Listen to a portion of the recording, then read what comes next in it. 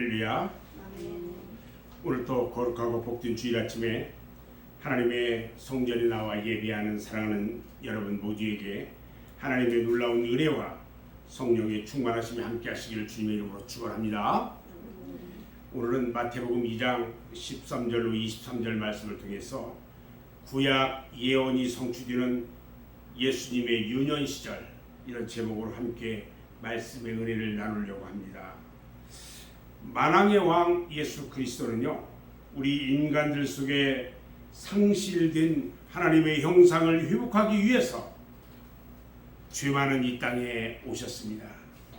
그리고 무너진 왕권을 회복시키기 위해서 구약의 예언대로 인간의 몸을 친히 입으시고 인간 속에 오셨던 겁니다. 오늘 마태복음을 기록한 그 마태는요, 레위입니다. 레위. 그런데 그가 마태복음을 왜 기록했느냐? 구약을 믿고 있는 정통 유대인들에게 약속의 메시아를 소개하려고 각별히 신경을 쓰고 기록했어요. 그리고 마태는요, 오늘 본문에서 강하게 예수가 구약 예언의 성취자라는 사실을 강하게 강조하고 있는 것을 알 수 있습니다. 오늘 본문에 마태는요, 4가지 사실을 구약 예언 성취의 근거로 제시를 합니다. 첫 번째가 예수는 베들레헴에서 탄생했다는 겁니다. 이것은 미가서 5장 2절에 있는 말씀을 이루려는 것입니다. 두 번째는요, 예수가 어린 시절을 애굽에서 피난을 간 것을 이야기합니다. 이것은 호세아 11장 1절에 있는 것을 이루려 함입니다. 세 번째는요, 예수 때문에 베들레헴의 어린아이들이 죽게 된 것을 말합니다. 이것은 예레미야서 31장 15절에 있는 말씀을 성취하는 거예요. 또 네 번째는요, 애굽에서 나와서 베들레헴으로 가지 않고 나사렛으로 간 것, 이것은요, 이사야 11장 1절에 있는 말씀을 이루려고 하는 것들입니다. 오늘 본문 말씀은 구약 성경의 선지자들의 예언이 성취되는 것들 중에서 예수님에 대한 예언이 성취되고 있는 모습을 말씀하고 있는 겁니다. 자, 구약 성경에는요, 수없이 예수님의 탄생과 성장하심과 죽음과 부활에 대해서 예언하고 있는데 사람들은 그것을 쉽게 깨닫지를 못했어요. 왜 그들이 깨닫지 못했을까? 그 이유는 무엇일까요? 구약 성경에 나타난 예수에 관한 모든 예언과 기록은요, 실체에 대한 하나의 그림자였기 때문이라는 거예요. 다시 말하면요, 실체의 예수가 아니라 의미적인 예수였기 때문에 쉽게 깨달아지지가 않았던 거예요. 구약시대에 살던 사람들은요, 실체 예수를 보지 못했어요. 그래서 의미적인 예수로만 알고 있었기 때문에 깨달을 수가 없었던 거죠. 그래서 유대인이나 율법학자들이요, 예수 그리스도를 깨닫지 못한 이유가 거기에 있었어요. 진리는요, 몇몇 사람들을 제외하고는 감추어진 비밀이었어요. 하나님의 진리 그 자체는 드러난 것 같지만 감추어져 있는 것들이었다는 거예요. 예수 그리스도는요, 육체로 드러났어요.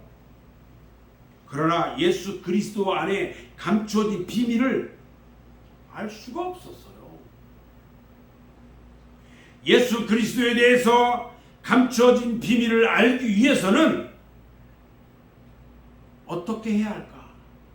제가 성경을 공부하면서 예수 그리스도에 대한 비밀을 알고 싶은데 도대체 모르겠어요.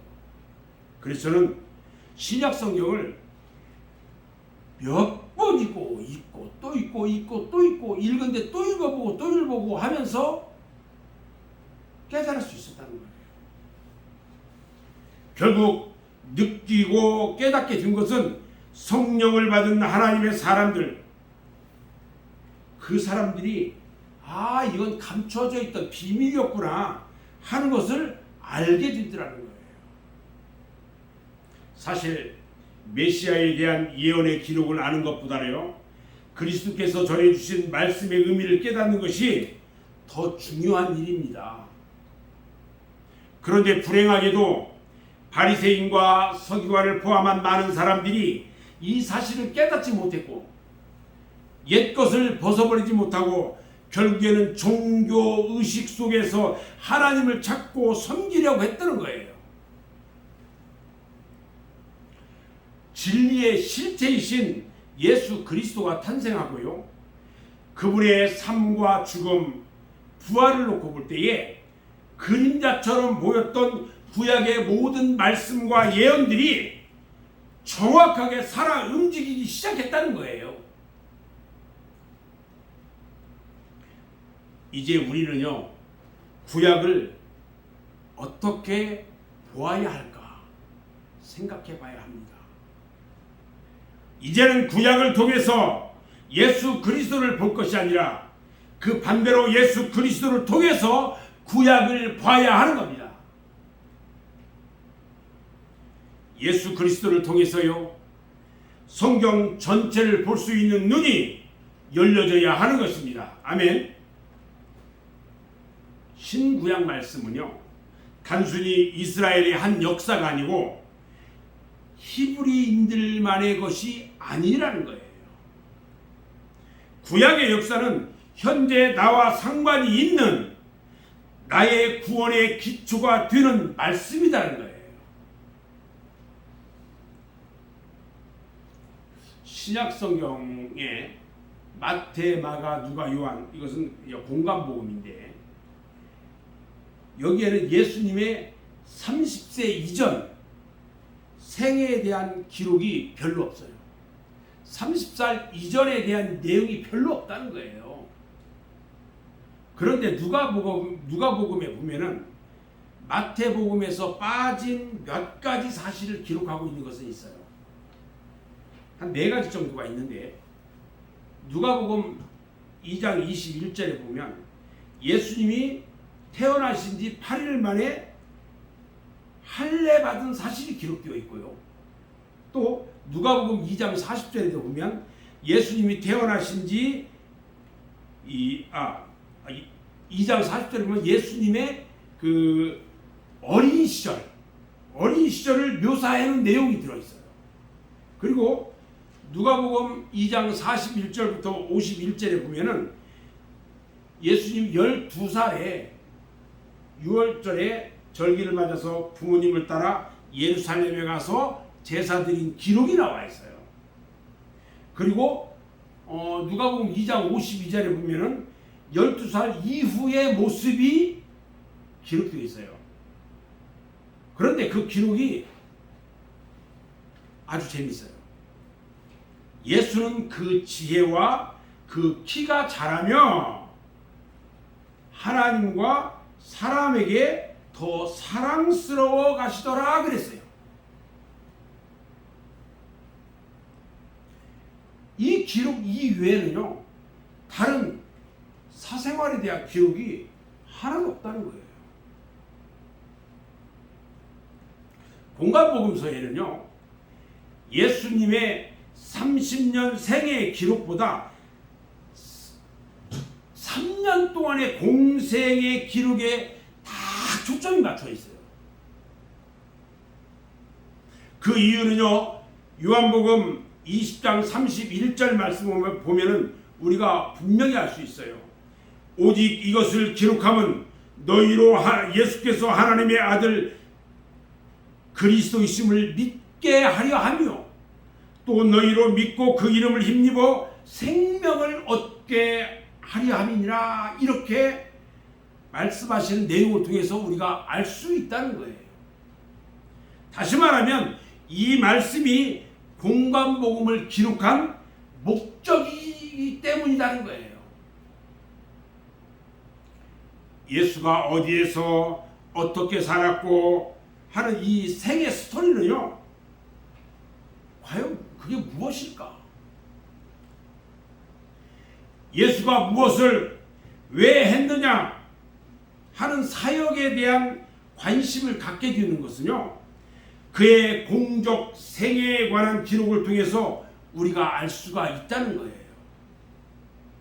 이것은요, 우리가 얼마나 오래 살았느냐보다는 우리가 얼마나 값지고 보람있게 하나님의 영광을 위해 살았느냐 하는 것이 더 중요한 것과 마찬가지다는 거예요. 우리가 얼마나 사생활을 호화롭게 살았느냐, 이것은요, 인생의 의미를 우리에게 가져다 주지 못하다는 거예요. 그러나 우리들에게는요, 공적인 생활이 있어요. 그것은 하나님 앞에 영광을 올려드리기 위해서 드려지는 공적 예배를 통해서 하나님과의 교제를 하는 것이에요. 그것이 우리의 공적 생활인 거예요.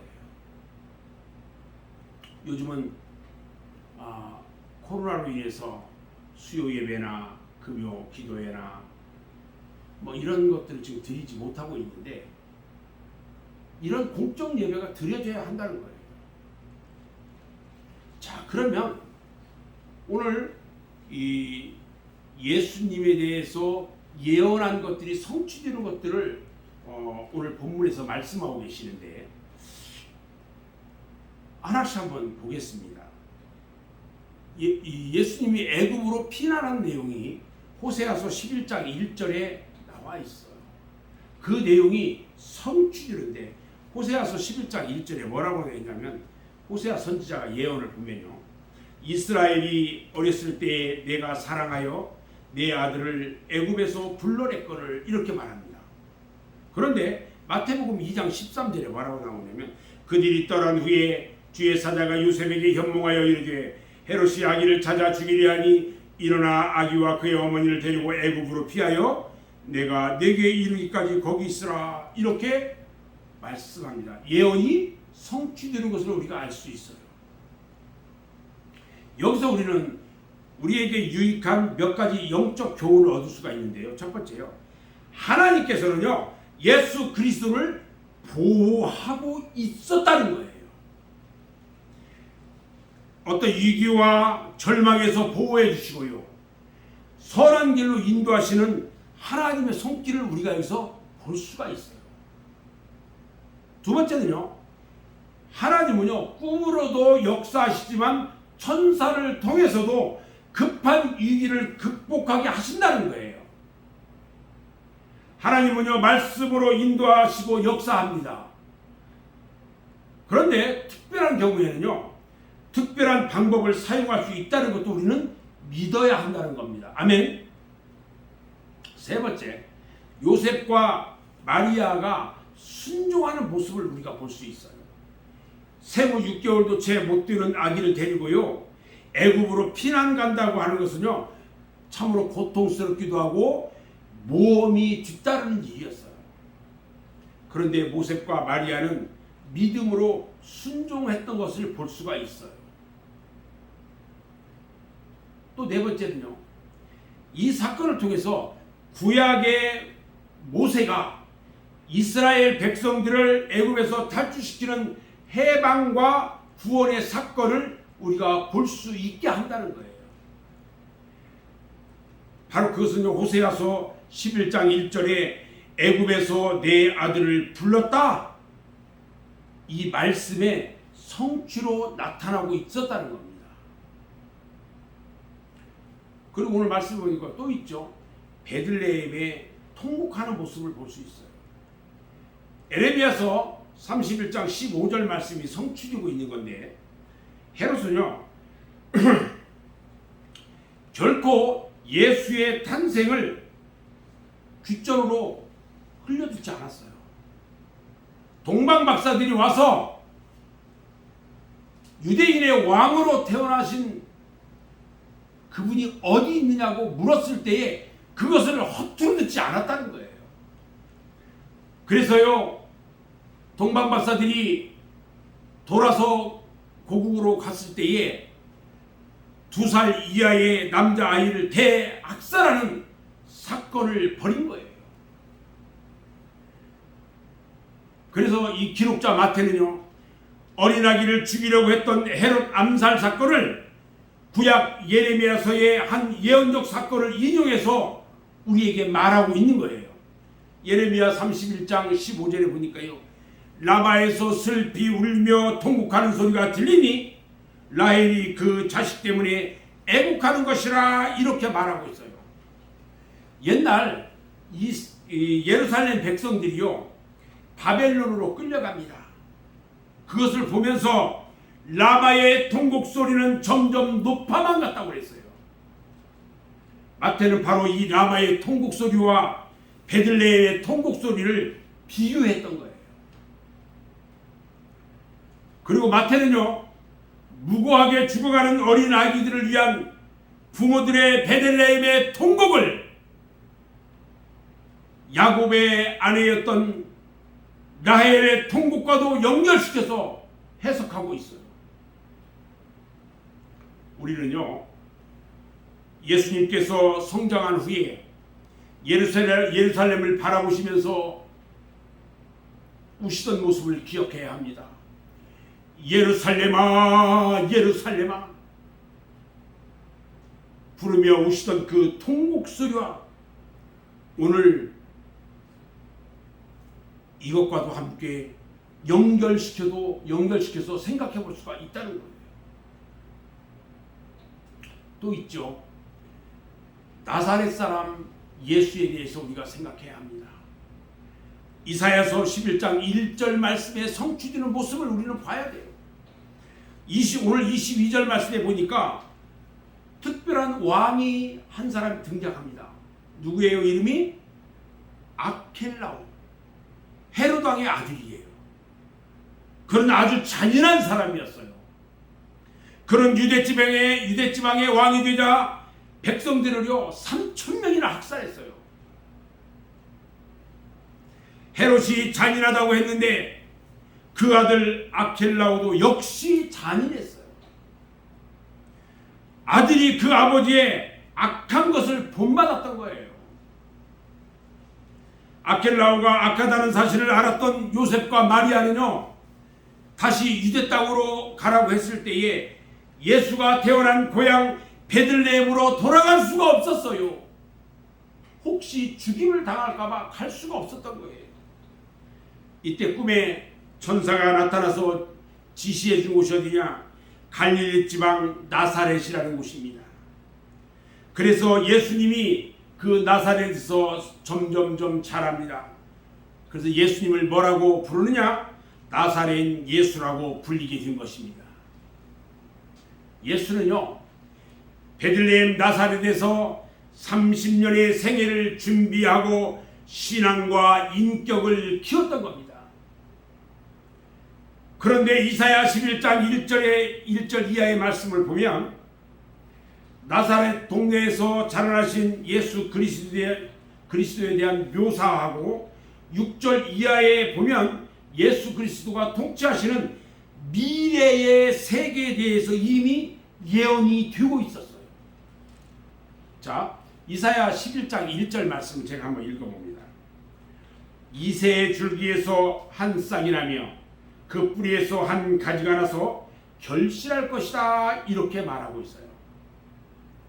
그리고 이사야서 11장 6절부터 8절에 보면 그때에 이리가 어린 양과 함께 살며 표범이 어린 염소와 함께 누우며 송아지와 어린 사자와 살진 짐승이 함께 있어 어린아이에게 끌리며 암소와 곰이 함께 먹으며 그것들의 새끼가 함께 엎드리며 사자가 소처럼 풀을 뜯어먹을 것이며 젖먹는 아이가 독사의 구멍에서 장난하며 젖된 어린아이가 독사의 굴에 손을 넣을 것이라, 이렇게 예수님의 통치 모습이 예언되어 있는 것을 우리가 볼 수가 있는 것입니다.